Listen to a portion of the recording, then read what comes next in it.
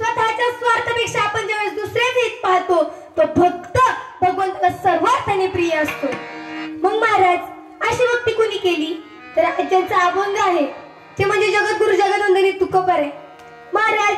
ज्यावेळेस त्यांच्या गावामध्ये दुष्काळ पडला होता, आता आपले तुकोबारे तुम्हा सर्वांना आम्हाला माहितीच आहे, तुकोबारे सावकार होते, त्यांच्याकडे सगळ्या कर्जाच्या वह्या होत्या. मग महाराज ज्यावेळेस त्यांना कळालं आपल्या गावामध्ये दुष्काळ पडलाय, आपल्या गावातल्या सर्वसामान्य माणसांना ते जे कर्ज, जी पैसे असतील, जी रक्कम असेल, जे धन असेल ते त्यांना देणं जरा अडचणी येईल त्यांना. मग महाराज मागचा पुढचा विचार न करता आपल्या तुकोबारायांनी इंद्रायणी डोळ्यामध्ये ते सर्व कर्जाच्या वह्या बुडवून टाकल्या. का तर ते संत होते, त्यांना स्वतःच्या स्वार्थापेक्षा दुसऱ्याचे हित पाहणं अजून गरजेचं होतं. संत कशाला म्हणतात? संत गुरु हा संत कोळीचा राजा आणि गुरु हा प्राण विसावाचा. गुरु म्हणजेच संत, संत म्हणजेच गुरु. मग महाराज तुम्हाला सर्वांना माहिती असेल आपले छत्रपती शिवराय, अजून कुठले राजे. मग महाराज असंच एक निमिष नावाचा राजा होता, तो त्याच्या रयतेवर इतकं प्रेम करायचं की काही सांगायलाच नको. त्यांच्यासाठी जीव की प्राण म्हणजे ती प्रेतच होती. इतकं तो रयतेवर प्रेम करायचं आणि तिचं इतकं पालन पोषण करायचं. नाहीतर मग बाकीचे राजे ते दयानंद सारखे नुसतंच येणेगत करायचं, नुसतंच ते प्रेम कसली आपल्याला माहितीच नाही. पण मग महाराज तो निमिष राजा आपल्या रयतेचं खूप काळजी घ्यायचं. आता एकदा काय झालं, इंद्रदेवाला वाटलं आता हा एवढी चांगली रयतेची काळजी घेतोय, म्हणले आपण याची परीक्षा घेतली पाहिजे. मग महाराज आपले इंद्रदेव राजहंस म्हणून त्याच्या दरबारात गेले आणि वायुदेव ससाना नावाचे एक पक्षी ते म्हणून दरबारात गेले. राजहंस निमिष राजाच्या मांडीवर जाऊन बसला आणि ससाना मागून येतो, म्हणतो आता मला याला खायचे. मग महाराज किती पाप झाले ते, त्या पक्षाला या पक्षाला खायचं. पण महाराज ते खरे पक्षी होते का? नाही. तर राजहंस हा इंद्रदेव आणि ससाना हा वायुदेव. वायुदेव म्हणलं मला इंद्रदेवाला खायचे, पण ही परीक्षा होती बरं का, नाही तर खरंच म्हणतात. मग महाराज त्यावेळेस तो निमिष राजा म्हणाला हा राजहंस पक्षी आहे ना, तुम्हाला शरण आलाय, मी असं कसं तुम्हाला खायला देऊ त्याला. आता भक्त पण जो भगवंताची भक्ती करतो, भक्त राखे पायापाशी दुर्जनाचे सवारी, त्या भगवंताची जो भक्त भक्ती करतो त्यावेळेस किती अडचणी येऊ द्या, तो भगवंत आपल्या भक्ती समोर कुठल्याही ज्या वाईट शक्ती असतात त्यावेळेस त्यांचे कामच पडत नाही. आपण जर त्या भगवंताच्या चरणी असतो त्यामुळे कसं राहायचं, त्या भगवंताची कायम भक्ती करत राहायचं. त्यावेळेस निमिष राजा ते ससन्नाच्या पक्षाला म्हणाला माझा तो शरण आलाय, मला तो शरण आलाय, त्यामुळे मी काही तुम्हाला त्याला खाऊन देऊ शकते. पण महाराज मग तुमचा इतका जर हट्ट असेल, तुम्ही आता तुमचा तो भक्षच आहे, तुमची ती शिकारच आहे, मला तरी तुम्हाला काहीतरी द्यायला पाहिजे. मग महाराज तो निमिष राजा इतक्या उदारमानाचा होता की त्याने स्वतःच्या मांडीचं जे आतड असते ना ते त्याला खाण्यासाठी दिलं. केवढं? ते त्या राजहंसच्या वजन एवढं. तो ते आतड काढतोय पण तो वजनच वाढणार नाही. मग महाराज त्यावेळेस ह्या मांडीचा आतड, मग ह्या मांडीचा आतड काढायला गेला त्यावेळेस तिथून त्या राजहंस पक्षातून इंद्रदेव प्रकट झाला आणि म्हणाला तू काय तुझं हे देऊ नकोस, आम्हाला फक्त तुझी परीक्षा घ्यायची होती की तू खरा राजा आहेस का, तू त्या या रयतेवर खरं प्रेम करतो का. मग महाराज देव कुठल्याही रूपात येऊन आपली परीक्षा घेतो, पण त्या परीक्षेसमोर आपण टिकलं पाहिजे. आपण त्या भगवंताला देखील दाखवून दिलं पाहिजे की आम्ही तुझी किती निस्सीम भावाने भक्ती करतो. आपले श्रीकृष्ण सर्वांना माहिती असतील. आता आपला अर्जुन एक दिवस श्रीकृष्णांना विचारतो एवढं सतत युक्त आहे तेषांके योग वित्तमा. या श्लोकचा अर्थ असा आहे की भगवंता तुला नक्की कशा प्रकारचं भक्त आवडतं मला एकदा सांग तरी. मग त्यावेळेस आपले श्रीकृष्ण त्यांच्याच भाषेत उत्तर देतात अनपेक्षा सुचर दक्ष सर्वारंभ परित्यागी. भगवंताला कसा भक्त आवडतो तर जो निस्सीम भावाने भक्ती करतो, जो त्या भगवंताला जो भक्त शरण जातो त्या भक्तांचा सांभाळ करण्याचं काम त्या भगवंताचं झालेलं असतो. आपण मरलो तरी देवाचं, जगलो तरी देवाचं. तिच्यामुळे कशी भक्ती करा तर निस्सीम भक्ती करा. विठ्ठल विठ्ठल.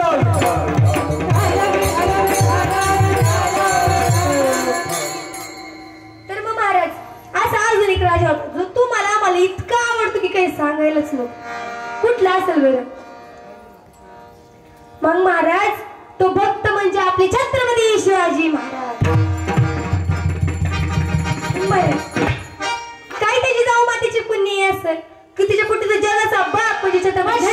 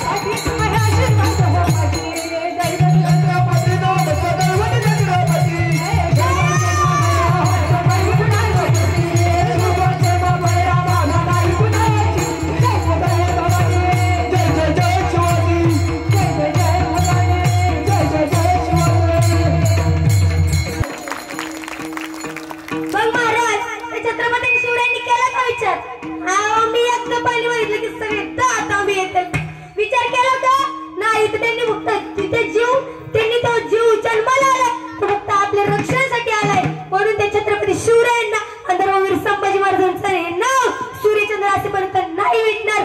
आणि जर हे सर्व बाल विद्यार्थी कीर्तनकार झाले ना, तर ते छत्रपती शिवरायांचं नाव या जगात या महाराष्ट्रात गाजल्याशिवाय राहणार नाही. तर महाराज छत्रपती शिवरायांना कधी विसरू नका, हेच माझं सांगणं आहे. त्याच्यामुळे आपला स्वार्थ बघण्यापेक्षा आपल्या बघायला पण भगवंत आहे ना. जर आपण या सर्व त्या छत्रपती शिवरायांच्या प्रजेला जर मदत केली तर तो भगवंत आपल्याला मदत केल्याशिवाय राहणार नाही. आणि हीच व्यक्ती तुकोबारांना त्या भगवंताला सर्वार्थाने प्रिय असते. मग आपल्याला गर्व कसे चालला पाहिजे, तर आपण त्या महाराष्ट्रामध्ये जन्माला याचा आपल्याला गर्व पाहिजे. आता लोकांना गर्व कसं चाललाय, आमच्याकडे नाही पैसे, तुम्हाला माहिती नाही, ह्याचा गर्व आलाय. मग महाराज तसंच एक पुराणामध्ये एकाला गर्व आला होता. त्याचं नाव माहिती आहे तुम्हाला? त्याचं नाव म्हणजे चिक्कू ब्राह्मण. मग महाराज त्याला लय गर्व होता. त्याला असं वाटायचं की माझ्यासारखं पैसे कुणाकडेच, आणि खरंच नव्हतं ना. अख्ख्या पंचकृषी त्याच्यासारखं पैसे कुणाकडेच नव्हतं. मग महाराज तो काय करायचा, स्वतः भिक्षा घेऊन खायचा. महाराज तुम्ही म्हणता काय महाराज काय खोटं बोलता, एवढं त्याच्याकडे पैसा तो काय भिक्षा मागे, बरोबर आहे. पण महाराज तो का भिक्षा मागायचं माहिती, कारण त्याला असं वाटायचं आपण जर आता जर खाल्लं ना, आपल्याला पैसेच राहायचं नाही. मग तू पैसे कमवले त्यासाठी तो तर भिक्षा मागून द्यायचं. त्याच्या बायकोला आणि पोराला काहीच देत नव्हतं. ती बायको म्हणायची, अहो मी तुमच्या घरी लग्न करून आले, मला जेवायला तरी देत जा. तिला तर नाहीच, स्वतःच्या पोराला बी जेवायला देत नव्हतं. इतकं त्याला गर्व आलं. आणि मग तेवढंच म्हणायचं की आपल्याकडे काही पैशांचं झाड आलंय काय, स्वतःच्या पोराला खायला तरी पाहिजे का नाही. तो खात बी नव्हता ना. मग महाराज त्याला लई गुरु होत तो आहे ना. आता तो त्याने ते प्रारब्ध केलं, चुकीचं कर्म केलं. 2 जीवांना म्हणजे त्याच्या मुलाला आणि त्याच्या बायकोला अतृप्त ठेवलं. मग त्याला त्याच्या कर्माचं फळ भगवंत देणार. कर्मण्य अधिकार असते माते संगोस्त. मग महाराज जसं आपण कर्म करतो त्याचं भोग आपल्याला भोगावंच लागतात. त्याच्यामध्ये चिक्कू ब्राह्मणाची बायको पोरं सगळी त्याला सोडून गेली. एखादं भिक्षा मागे आलं ना, अशी लाईची घर असायची, मधीच त्याचं घर असायचं. सगळीकडे यायची, हे घर दिसलं की पुढे निघून जायची. त्यांना माहित होतं ह्यो काही फक्त याकडे पैसे असून काही उपयोग नाही, देतच नाही तर करायचं काय. मग महाराज लय अपशब्द वापरायचं एखादं भिक्षुक आलं, पण मग ती तिकडे जातच नव्हती. त्याच्या उमऱ्यात कोण थांबतच नव्हतं. मग त्याची बायको पोर त्याला सोडून गेली. उपयोग काय द्या पैसे राहून, त्याला काही पडतच नाही. आपलं स्वतः भिक्षुक होता, स्वतः एवढे पैसे असून उपयोग काय. मग ठेवले जा ते आपल्या महिला मंडळामध्ये एक म्हणे बघा, स्वतःच ठेवायचं जा करून, दुसऱ्याचं बघायचं राखून. मग महाराज त्यांनी स्वतःच ठेवायचं बाजूला आणि दुसऱ्याच्याच घरी जाऊन खायचं. त्याच्यामुळे तिची बायको त्याला सोडून गेली, पोरग त्याला सोडून गेलं. पोरग गेलं म्हणलं सुन पुढचा वर्षावर तर गेलीच बाजू. शेवट देवाने मी त्याची साथ सोडली. उपयोग काय त्याचा. पण महाराज त्याला गर्व पण त्याच्या प्रारब्धामुळे आला. त्याच्या कर्मामुळे त्याला मरण पाय जायला लागलं. का तर भूक करून मिळाला, पण ते पैसे काय घेतले. उपयोग काय मैदानाचा. एवढा गर्व त्याला चढला, तेवढा अहंकार त्याला, तेवढा क्लेश त्याला होता. स्वतःला खातच नाही, दुसऱ्याला बी खायला घेत. उपयोग काय. त्याच्यामुळे ते म्हणतात ना तुकोबा, जगी जीवनाचे सार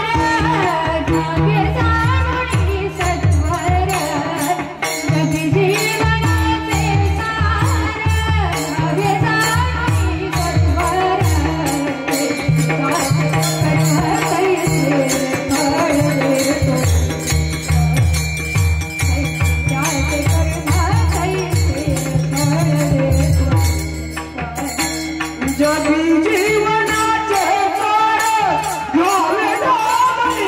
सार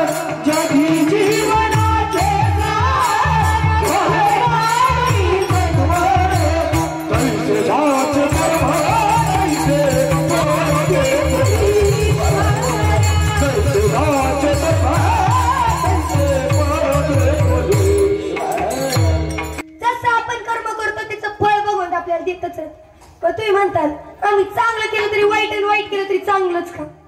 वाईटच का? मग महाराज देव तसं नाही करत. जे चांगलं करतं ना त्याला देव चांगलंच देतो. महाराज तुम्ही सगळी चांगली, तुम्हाला असं वाटतं का की आता आम्ही इथपर्यंत आलोय म्हणून इथं सगळी आम्ही आमच्या मनाने आलोय काय तुमच्या मनाने आलोय का?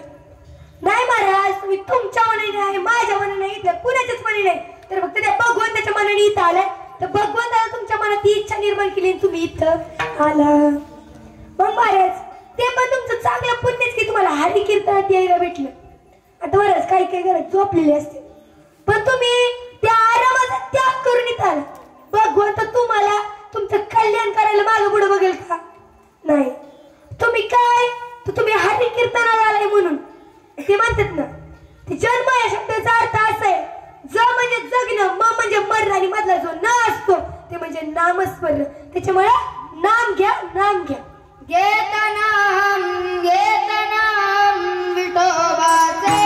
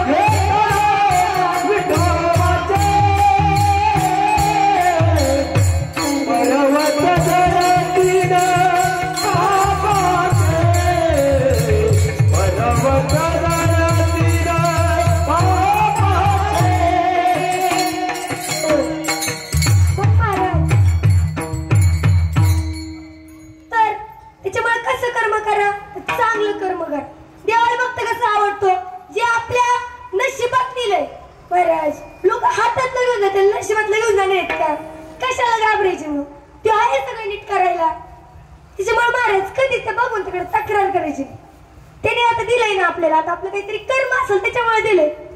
तसंच एक राजा अष्टवक्र मुनी. अष्टवक्र मुनी म्हणजे कोण? 8 ठिकाणी वाकडा होते. पण महाराज ते काय म्हणायचे, माझं कर्म येते, मला प्रारब्ध येते, मी माझ्या जन्मी काहीतरी वाईट कर्म केले त्याच्यामुळे मला हे जन्मी हे फळ भोगावे लागते. ते त्याच्यामुळे तो काय देवाकडे तक्रार करत तो भगवंताला आवडायचा. त्याला कळलं की आपलं प्रारब्ध आहे, त्याच्यामुळे काय त्याच्याकडे तक्रार करून तरी काय उपयोग, मागचं जन्मी केलंयच त्याच्यामुळे तक्रार करायची नाही. आता तुम्हीच सांगा, त्या अशोक मुनींनी नाही केली, मग महाराज असे खूप संत होऊन गेले, खूप महात्मा होऊन गेले की त्यांनी तक्रार केली नाही. त्याच्या जीवनात किती वाईट अडचणी आल्या तरी त्यांनी तक्रार मात्र केली नाही. का? प्रारब्ध आहे, ते कर्म आहे. जसं कर्म दिले देवाने तसं ते भोगावंच लागणार आहे. नशिबात चांगलं बी दिले वाईट बी दिले, त्याच्यामुळे नशिबाला दोष देण्यात काही उपयोग नाही. त्याच्यामुळे जे दिले, जे वाटत, जे आता आपल्या रस्त्यावर कधी एक दगड तरी नसतो का, कुठंतरी काहीतरी वाकडे हे असतच ना. त्याच्यामुळे आपल्या जीवनात पण काही सगळं सरळ चालणार आहे का? सगळं थोडं वाकड तरी चालणार जी. त्याच्यामुळे कधीच ते देवाकडे तक्रार करायची नाही. आपल्या तुकोबाई झाले, आपल्या मुक्ताबाई झाली, आपली निवृत्तीदा झाली. निवृत्तीदाचे भाऊ म्हणजे मी आपण जे मागाशी नमन घेतलं म्हणजे आपली माऊलीच्या जीवनात किती अडचणी होत्या. ते 4 भाऊ होते, त्या 4 सांभाळ त्यांनी केला. महाराज त्यांना संन्यासाची पोरं म्हणून चिडवलं जायचं, पण त्यांनी सहन का केलं? का? काहीतरी असेल ना. काय भगवंत काय असं देणार आहे का? तू चांगलं कर्म करते मग तुला वाईटच देणार. भगवंत असं करणार आहे का? भगवंत भेदभाव करणार आहे का? भगवंत जे दिलंय ते करावंच लागणार. त्याच्यामुळे तुकोबाई दुसऱ्याच्यांना सांगताय की ठेविले आनंद तैसीची राहावी, जे दिलंय तसं वागा. मग महाराज आपल्या मिरजी गावात एकदा तरी पंढरी आलीच पाहिजे. ज्ञानोबा माऊली तुकाराम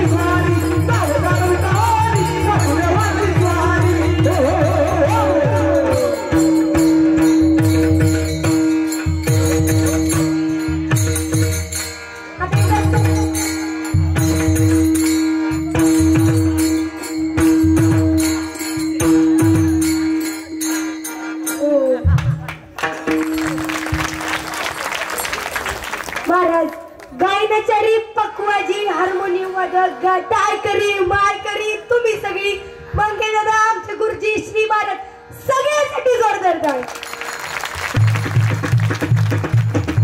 आली का महाराज मंडळी? कुणाला वाटतं हात वरती करायचं? मला तर वाटतं वा, धन्यवाद महाराज. मग महाराज तिसऱ्या चरणात तुकोबर आहे काय सांगतात? तर वाहिला उद्वेग दुःखाची केवळ भोगन ते फळ संचित. मग महाराज मग अशी म्हणलं तसं आपल्याला प्राण होते ना, आपलं ते आता निवडून लढावं सांगणार आहे. आपण काय बोलू शकतो? तुम्हाला माहितीये का, आपण जर मागच्या जन्मात चांगलं कर्म केलं ना, आपल्याला ते फळ भोगावे लागतं. फळ भोगावे लागतं म्हणजे काय, आपल्याकडे सगळे सुख समाधान येतं. आपण जर मागच्या जन्मी एखाद्या मारलं असेल ना, आपल्याला या जन्मी तो माणूस आपल्याला मारतो. मग महाराज जसं आपले भगवान श्रीकृष्णांनी प्रभू श्रीराम म्हणजे आत्ताचे म्हणजे पुढच्या जन्मीचे श्रीकृष्ण, वाली म्हणजे पुढच्या जन्मीचा जरा नावाचा वाली आणि सुग्रीव दोन्ही भाऊ बहीण भाऊ. महाराज एकदा काय झालं, वाली हा राज्याचा राजा होता आणि सुग्रीव त्याचा भाऊ होता. एकदा एक राक्षस होता, सारखा गाव द्यायचा, अख्ख्या रयतेला स्थळ की पळ करून सोडायचं. पण वालीचं लय रयतेला वाली म्हणला आता याचा हिशोब चुकता करायचा, याला सोडायचंच नाही. वाली त्या राक्षसाच्या गुहेत जातो, त्याच्याबरोबर युद्ध करतो. नंतर थोड्या वेळाने काय होतं, तिथं रक्ताचं पाटच व्हायला सुरू होतं. सगळ्यांना काय वाटतं, सगळ्या रयतेला काय वाटतं, आता या राक्षसाने आपल्या वालीवर विजय मिळवला. पण मग महाराज सगळे ते रयता वाली सुग्रीवला म्हणायला लागले, या गोळीला शिळा लावून येतो तो राक्षस बाहेर आला की आपण स्वीट केली. पण मग महाराज सुग्रीव म्हणायचं नको, माझा भाऊ आहे, माझा भाऊ आहे, माझ्या भावाचा विचार करा. पण सगळी म्हणायची भावाच्या आधी तूच मरशील. तरी सुग्रीवचं नाव ऐकता त्या रयतेनी त्या गोळीला बाहेरून शिळा म्हणजेच दगड लावली. एका महिन्याने काय झालं, पण त्याच्या आधी सुग्रीवला तर राजगादी स्वीकारावी. मग थोड्या दिवसांनी त्या वालीनी माहिती तर राक्षस मेला होता, आपल्या वालीनी त्या राक्षसावर विजय मिळवला होता. मग महाराज त्या वालीनी ती सगळी शिळा बाजूला काढली एका महिन्याने. असा त्या राज्यात आला, सुग्रीवला त्या राजगादीवर असं खाली ओढलं, लय मारायला सुरुवात केली. मारतोय मारतोय मारतोय नुसतंच मारते. मग सुग्रीव तिथून पळून जायला लागली, कारण वालीकडे असं होतं, वालीच्या समोर जो युद्ध झालेला उभा राहील त्याची 50% शक्ती त्याच्याकडे, म्हणजे याच्याकडे 150% शक्ती, याच्याकडे 50% शक्ती. मग महाराज त्यामुळे सुग्रीवला माहिती होतं, हे फक्त वालीनं सुग्रीवलाच माहिती होतं. सुग्रीव एका डोंगरावर पळून गेला. त्या डोंगरावर असं होतं की तो जो वाली होता ना, तो त्या डोंगरावर यायला त्याला जमलंच नसतं. का? त्याला एक शाप होता, तू जर त्या डोंगरावर गेला तुझ्या मस्तकाचे 100 तुकडे होणार. सुग्रीव वाली ते डोंगर जातच नव्हता, सुग्रीव ते डोंगरून खाली येतच नव्हता. मग आता आपले प्रभू श्रीरामाची सीता त्या रावणाने पळून नेली होती आणि त्या सीता मातेला शोधण्यासाठी आता थोडी सैन्याची गरज पडणार का नाही, तेवढं रावणाला मारायची म्हणजे. मग आपले प्रभू श्रीराम सुग्रीवकडे गेले, डोंगरावर गेले, मदत मागितली. सुग्रीव उदार मनाचा होता, सुग्रीवच्या मनात काहीच नव्हतं त्याच्या भावाबद्दल. सुग्रीवने काय केलं, सुग्रीव म्हणला तुम्हाला हवं ते सैन्य घ्या, तुम्हाला पाहिजे ते सैन्य घ्या, तुम्हाला आमची जेवढी शक्ती पाहिजे तेवढी सगळी घ्या. मग पण महाराज आमची एक मदत करा. त्यावेळेस वालीने काय केलं होतं, त्या सुग्रीवची जी पत्नी होती ना तिला गुलाम करून घेतलं होतं, तिला तेवढं सोडवं म्हणलं सुग्रीव. आता इकडे प्रभू श्रीरामाच्या पत्नीला सुग्रीवची मदत पाहिजे आणि इकडे सुग्रीवच्या पत्नीला आपल्या प्रभू श्रीरामांची मदत पाहिजे. मग प्रभू श्रीराम म्हणले मी यांना मारेल. सुग्रीव काय डोंगराखाली येऊ शकत नव्हता. पण मग महाराज काय होतं, सुग्रीव त्या डोंगराखाली जातो, त्या राजवाड्या समोर उभा राहतो आणि मग म्हणतो ए वाली ये बाहेर, आता मला दिवशी युद्ध करायचे. वाली बाहेर तो असं तानात बाहेर मारायला सुरुवात करतो. प्रभू श्रीरामांना कळतच नाही ह्याच्या वाली कोडला याच्यातला सुग्रीवकडे भाऊ ते एकसारखे दिसत होते, कळतच नव्हतं. पण याच्या मागचं शास्त्र इतकं होतं, प्रभू श्रीरामांची जी 50% शक्ती होती ती गेली होती वालीकडं. त्याच्यामुळे प्रभू श्रीरामांना कळलंच नाही, ना तर ते देव होते त्यांना लगेच कळलं असतं. पण त्या शक्ती होती त्याच्यामुळे त्यांना समजलं नाही. सुग्रीवला हे कळलं, सुग्रीव तिथून पळून आला आणि मग त्या डोंगरावरती प्रभू श्रीरामांना म्हणला, काय हो आम्हाला वाटलं तुम्ही त्या वालीला बाण मारताल, तुम्ही त्याला काहीच केलं नाही. मग आपले प्रभू श्रीराम म्हणाले, मला कळलंच नाही वाली कुठला सुग्रीव कुठला. मग महाराज दुसऱ्या तिसऱ्या दिवशी मग सुग्रीव काय करतो, आपल्या गळ्यात एक माळ बांधतो आणि मग प्रभू श्रीरामांना माझ्या गळ्यात ही माळ आहे, त्याच्या गळ्यात माळ नाही, त्याच्यामुळे मग कुणाला मारायचं तुम्हाला कळलं, ज्याच्या गळ्यात माळ नाही त्याला मारायचं. प्रभू श्रीरामांनी सुग्रीवला मारलं नाही. मग तिथं गेला. मग सुग्रीव परत वालीला म्हणाला, ए वाली ये बाय. वाली आता असा येतो, त्याच्या मनात असं येतं आता याला सोडायचंच नाही, असा मारायची बरोबर आलाच नाही पाहिजे. पण मग महाराज त्या दोघांना वाली सुग्रीवला लय मारायला लागतो. पण प्रभू श्रीरामांना कळलं की याच्या गळ्यात माळ नाहीये. प्रभू श्रीरामांनी त्या वालीच्या अंगावर बाण सोडला आणि तिथं वालीचा मृत्यू झाला व आपल्या सुग्रीवची पत्नीची सुटका झाली.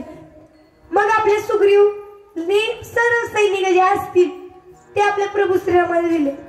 पण प्रभू श्रीरामांना इथं वालीची सुग्रीवची त्याला जॉईन होती. प्रभू श्रीरामांचं त्याच्यात काहीच नव्हतं. मग आपल्या प्रभू श्रीरामांची मनात आलं, आता मी तुला मारलंय ना, पुढच्या जन्मी तू मला मारशील, म्हणजे या जन्मी आपण ज्याला मारेल ना पुढच्या जन्मी तोच आपल्याला मार. पुढच्या जन्मी आता त्रेतायुगात झाला तर द्वापर युगात आपले श्रीकृष्ण जन्माला आले. आपले श्रीकृष्ण म्हणजेच आपले प्रभू श्रीराम आणि जरा नावाचा शिकारी म्हणजेच आपले कोण, वाली. मग महाराज आपले प्रभू श्रीराम एकदा जंगलात बसले होते. महाराज प्रभू श्रीकृष्णांचा जे पायाचा अंगठा होता का तो त्या जराला असं वाटलं की तो हरणाचे ती नाकच आहे असं वाटत. म्हणजे प्रभू श्रीराम किती कोमल असतील, किती सुंदर दिसत असतील, एवढ्या गवळणी त्यांच्यावर मोहित व्हायचे. मग महाराज वालीला वाटलं हे हरणच आहे. वालीने सोडला बाण आपल्या श्रीकृष्णांच्या पायाला लागला आणि श्रीकृष्णाचं ते देहावसान झालं. कशामुळे तर प्रभू श्रीरामांनी मागच्या जन्मी त्या वालीला मारलं होतं, त्याच्यामुळे आज त्या वालीमध्ये ते जरानी आपल्या श्रीकृष्णांना मारलं. कशामुळे तर त्यांचं ते प्रारब्ध होतं. आणि मग आता प्रारब्धच हेच अभंगाच्या तिसरे चरण करूया.